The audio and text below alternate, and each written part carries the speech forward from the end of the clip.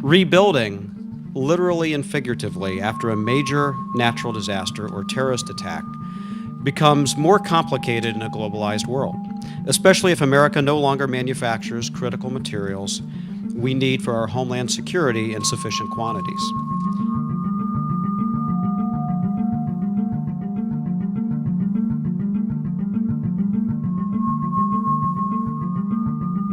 There are a lot of risks that our country faces today. We have globalized supply chains. That means if there's an incident across the ocean and we're over-dependent on those imports, it could cripple our economy or our ability to respond militarily to some threat.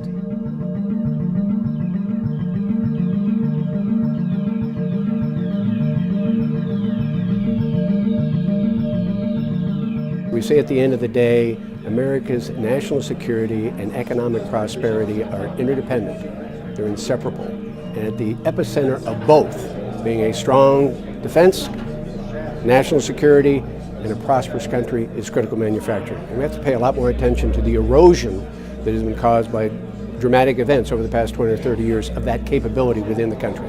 The American people should embrace the concept that having a solid domestic production capacity or manufacturing capacity in certain areas is critical to their safety and well-being moving into the 21st century risk environment. We just have to assess the risk associated in the manufacturing sector to see where we're going to end the slide, where we can no longer be dependent on external sources. So our nation's infrastructure, no matter what you're talking about, water systems, the power grid, transportation systems, is in some state of decay. We have economic and climatic conditions, operational wear and tear that has taken its toll over time, and then we have malicious actors actively plotting to take these things out, disrupt them, or destroy them. We don't have the capability to respond as quickly as we used to because, again, the migration of certain capabilities, manufacturing capabilities overseas. Americans need to understand that they can be held hostage to foreign suppliers in certain ways that are just not good.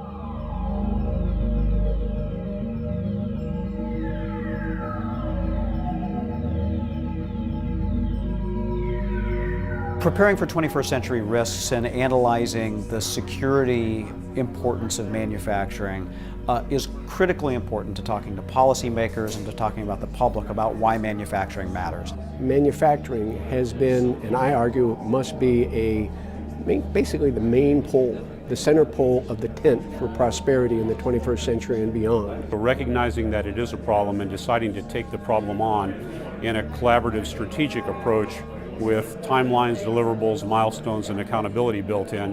All the rest flows from that, but we have not been able to achieve that consensus to coincide with the deterioration of this important capacity here in America.